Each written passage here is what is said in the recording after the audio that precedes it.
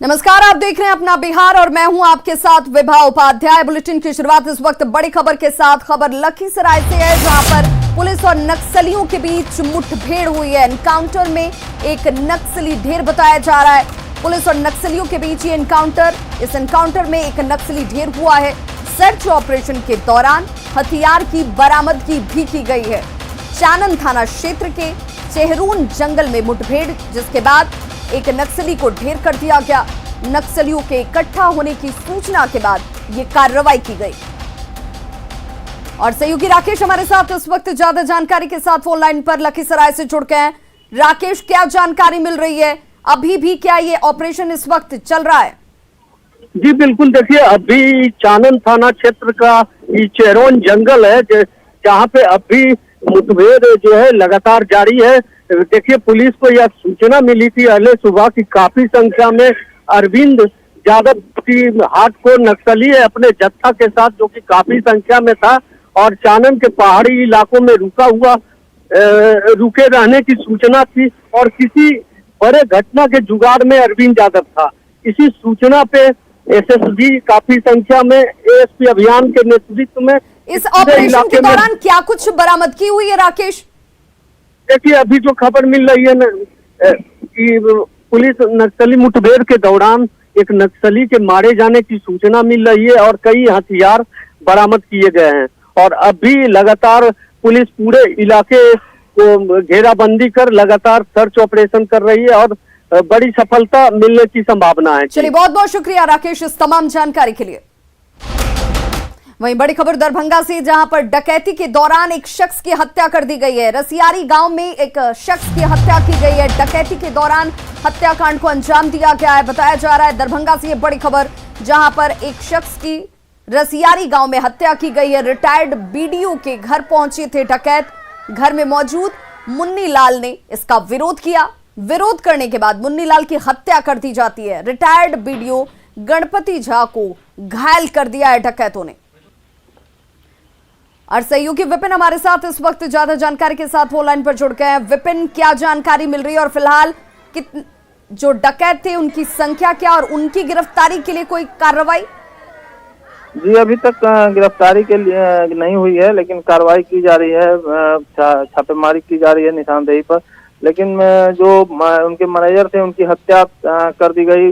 जो सर पर रॉड से वार करके उनकी मौत हो गई है, जिसको लेके स्थानीय आक्रोशित है। क्योंकि घनश्यामपुर थाना क्षेत्र में अक्सर घटनाएं डकैती की सामने आते रहती है, लेकिन उद्भेदन के नाम पर अभी तक शून्य है, जिसको लेकर स्थानीय में आक्रोश है। जी विपिन, किस वक्त इस घटना को अंजाम दिया गया है? ये बीती रात की घटना है। 1 से 2 बजे का समय बता रहे हैं गृहस्वामी गणपति झा जो है। 1 से 2 बजे की रात में 4 से 5 की संख्या में डकैत आए थे और आने के बाद से ही जो है पूरे घर की तलाशी और जो अलमीरा था उनको तोड़ने लगे। लेकिन जो विरोध किए मुन्नीलाल, जो शिक्षक की मौत हुई है, उन्होंने विरोध किया, जिसके फलस्वरूप जो है उनके सर पर लोहे से वार किया गया रड से, जिसके बाद उनकी मौत हो गई। और जो 50,000 नगद था उसके साथ कुछ अलमीरा से भी सामान ले गए हैं, जिसकी अभी तक कितने की ले गई है उसकी पुष्टि नहीं हुई है। लेकिन चलिए, बहुत बहुत शुक्रिया विपिन इस तमाम जानकारी के लिए। तो 4 से 5 की संख्या में आए डकैतों ने तकरीबन रात के 1 से 2 बजे के बीच लूटकांड को अंजाम दिया और इसी दौरान विरोध करने पर एक शख्स को मौत के घाट उतार दिया गया। बड़ी खबर नवादा से आ रही है, जहां पर बच्चे का शव कब्र से निकाला जा रहा है। जी हां, परिजनों ने हत्या की आशंका जाहिर की, जिसके बाद अब बच्चे के शव को कब्र से निकाला जा रहा है। कल देर रात घर के पास से बच्चे के शव की बरामदगी की गई थी। घर के पास मिले खून के छींटे और इसलिए परिजनों का हत्या को लेकर शक भी। गुनावा शमशान घाट फिलहाल पुलिस की टीम जो है वो पहुंची हुई है और शव को कब्र से बाहर निकाला जा रहा है।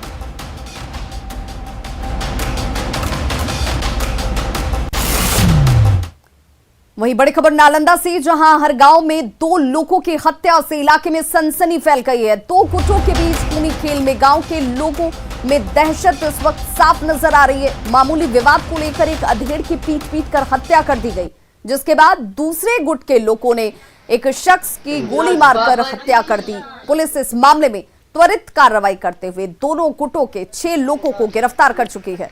दोनों मृतकों के नाम छोटे यादव और रामउतार यादव बताए जा रहे हैं।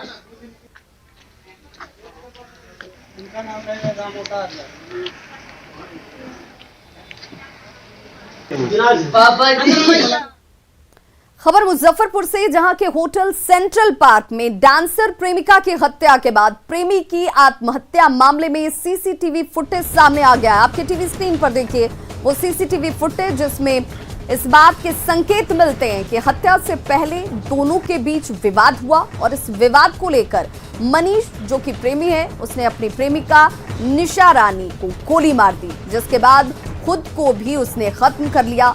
वीडियो में यह साफ नजर आता है कि रानी कमरे से निकलती है और सीढ़ियों से उतरकर जाने की कोशिश करने लगती है। ठीक उसके पीछे हेलमेट लगाए हुए मनीष पहुंचता है, उसे बाल से पकड़कर खींचते हुए अंदर लेकर जाता है। इस वीडियो को देखने से यह साफ लग रहा है कि कुछ देर पहले दोनों के बीच किसी बात को लेकर अनबन हुई, विवाद हुआ और इस वजह से रानी वापस जाने लगती है, लेकिन मनीष उसे बाल पकड़कर कमरे के अंदर लेकर घसीटते हुए जाता है। देखिए ये वीडियो फुटेज इस वक्त जिसमें वो रानी को बाल पकड़कर अंदर घसीट कर लेकर जाता है, और वीडियो फुटेज होटल के बाहर का है, जहां दोनों एक बुलेट से पहुंचे थे। मनीष बुलेट पार्क करता है और रानी बगल से निकलती रहती है, तभी एक सामने से उसे रोकने की कोशिश भी करता है और इसी दौरान दोनों के बीच फुटेज में नजर आ रहा है कि कुछ विवाद भी हुआ और इसी दौरान विवाद इतना ज्यादा बढ़ता है कि इस हत्याकांड को अंजाम दिया गया। अहम सुराग इस वक्त पुलिस को हाथ लगे हैं सीसीटीवी फुटेज के जरिए।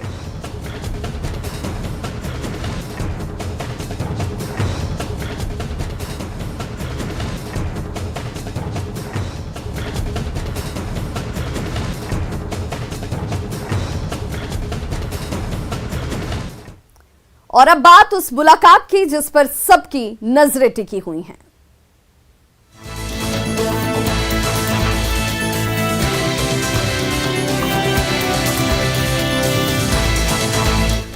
एक बार तो चुनाव के बाद हमको आकर मिलना ही था, तो उसी के लिए हम आए।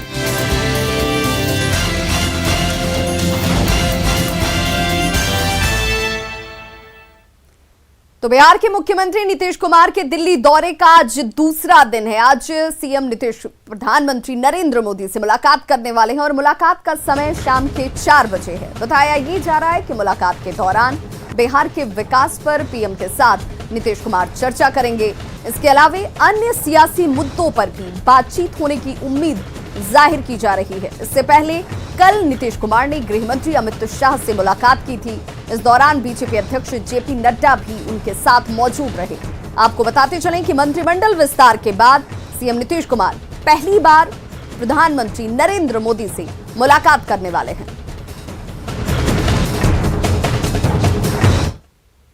तो दिल्ली में सीएम नीतीश कुमार और गृह मंत्री अमित शाह की मुलाकात पर बिहार में सियासी पारा चरम पर है। विपक्ष के मुताबिक सीएम अपनी कुर्सी बचाने के लिए दिल्ली में मुलाकात कर रहे हैं, वहीं बीजेपी ने इस औपचारिक मुलाकात इसे बताया है।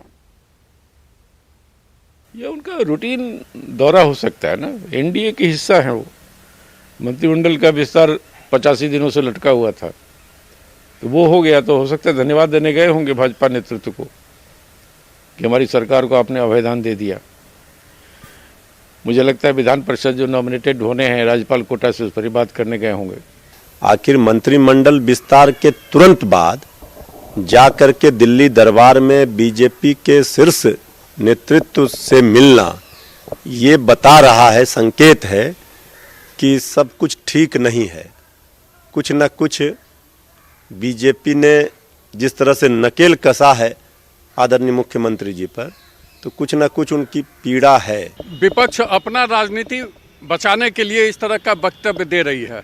हमारे बीच समन्वय है, चारों पार्टियों के बीच अच्छा समन्वय है और विकास को कैसे आगे बढ़ाया जाए, आपस में समन्वय के लिए बार बार टेलीफोन से भी बात करते रहे नीतीश कुमार जी। और फिर अभी जा कर के, चूँकि कोरोना काल में नहीं मिल पाए थे, तो जा कर के फिर बात कर रहे हैं। इसमें समन्वय का होना नहीं होने का कहाँ बात है। आपने बिहार में अक्सर देखा होगा कि खेल खेल में कोई बच्चा जब हारने लगता है तो वो कहता है कि ना खेलिम ना खेले देम, खिलवे बिगाड़ देम। इसे कहावत का इस्तेमाल करते हुए पीएम मोदी ने लोकसभा में कृषि कानून को लेकर विपक्ष पर करारा तंज कसा। हम रिग्रेसिव पॉलिटिक्स में जाना नहीं चाहते हैं और इसलिए, और भोजपुरी में तो एक कहावत है, कुछ लोग ऐसे हैं, भोजपुरी में कहावत है, ना खेलब ना खेल देव, खेलबे बिगाड़ब। ना खेलूंगा ना खेलने दूंगा, मैं खेल को बिगाड़ के रखूंगा।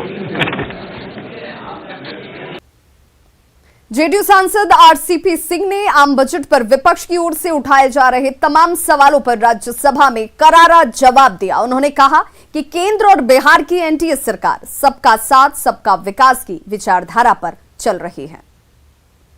सरकार की पूरी जो मूलभूत जो सोच है विकास की, वो क्या है? सबका साथ सबका विकास और सबका विश्वास। ये है इक्विटी, ये है ग्रोथ इक्विटी। और आपको हम लेके चलते हैं बिहार। अगर इसी चीज को अगर आप देखेंगे ग्रोथ इक्विटी को, तो हमारा है ही, हमारे नीतीश बाबू का क्या संकल्प है एनडीए का? वहां न्याय के साथ विकास, समावेशी विकास। और इसका मतलब क्या होता है? सभी लोगों का विकास और सभी क्षेत्रों का उत्थान।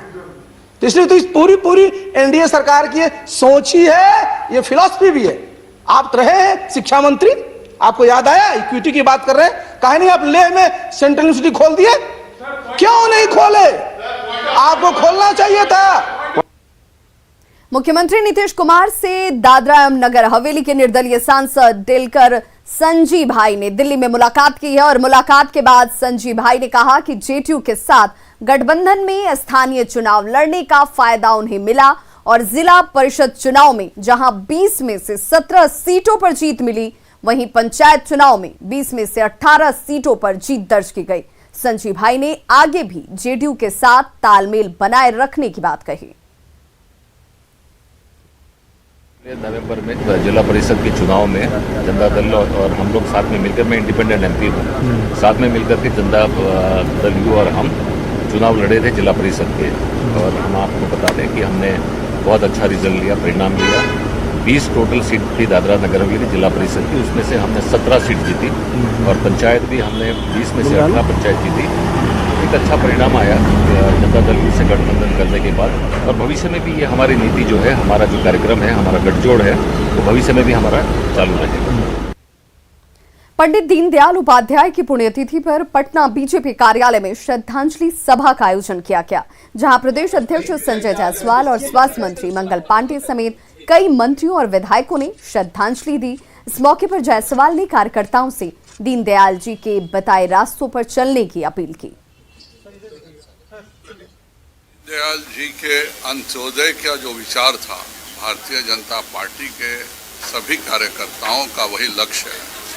और आज जब 34 लाख करोड़ का बजट भारत के गरीबों के लिए, पीड़ितों, शोषितों, वंचितों के लिए आया है, तो दीनदयाल जी की पुण्यतिथि की सच्ची श्रद्धांजलि यही है।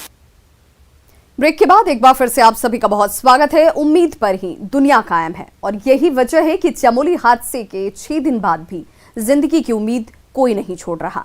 ज्यादा से ज्यादा जिंदगी बचाने की जद्दोजहद अब भी जारी है।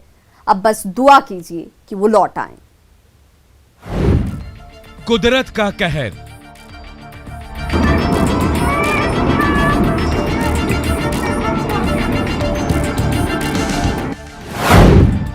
सैलाब का सितम,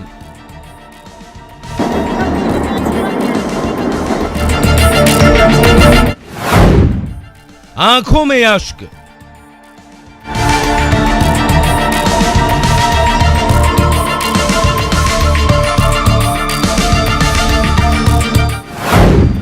चिराग की चिंता,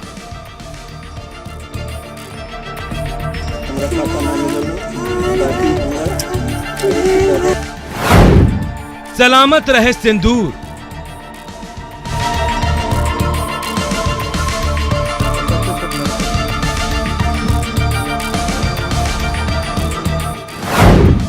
दुआ करो वो लौट आए। जी हां, उत्तराखंड के चमोली में हुए हादसे में समस्तीपुर के वासुदेवपुर गांव के रहने वाले नरेश दास लापता हैं। वो तपोवन पावर प्रोजेक्ट में मजदूर के तौर पर काम कर रहे थे। उत्तराखंड प्रशासन की ओर से जारी लिस्ट में नरेश दास का नाम जब परिजनों ने देखा तो उनकी चिंता बढ़ गई। परिवार वालों का रो रो कर बुरा हाल है। सबसे बुरा हाल उनकी पत्नी का है, जिनकी आंखों के आंसू रुकने का नाम नहीं ले रहे। पत्नी और बच्चे इस इंतजार में हैं कि कोई उनके पिता को वापस सही सलामत उन तक पहुंचा दे। लोग सरकार से गुजारिश कर रहे हैं कि उन्हें खोजने का प्रयास किया जाए।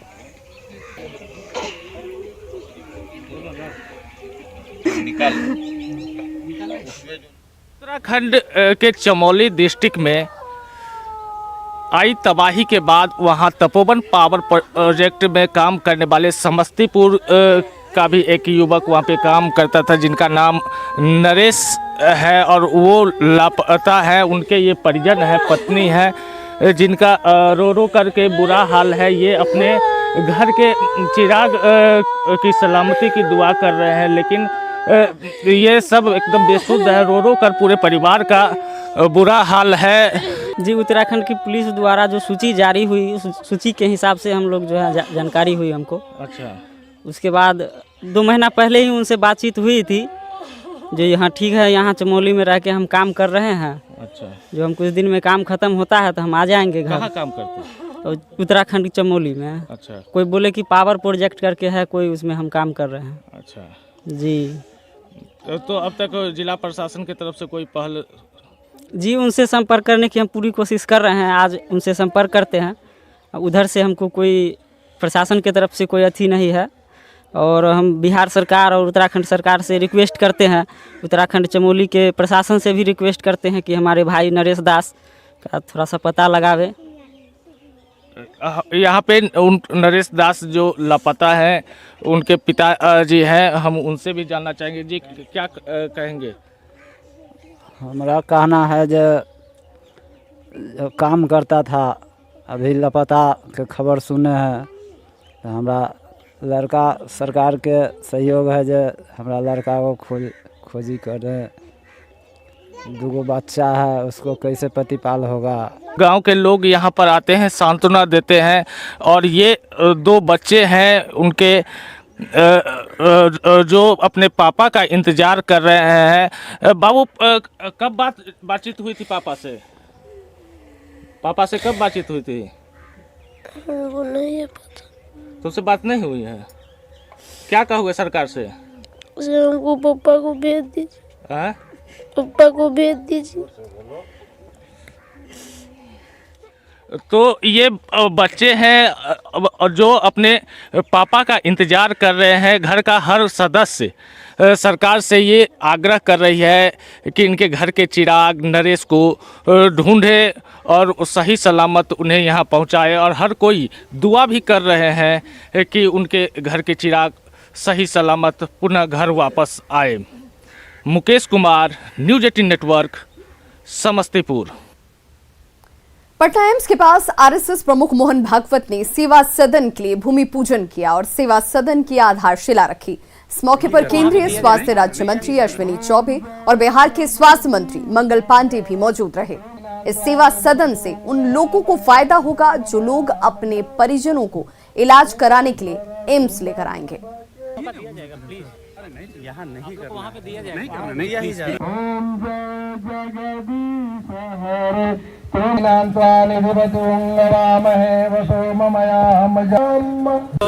देश के अंदर उत्कृष्ट उदाहरण करता रहा। अभी कोरोना कालखंड में आपने देखा कि एम्स पटना ने जो सेवा किया है वो अहर्निश है, अभी तक वो सेवारत है।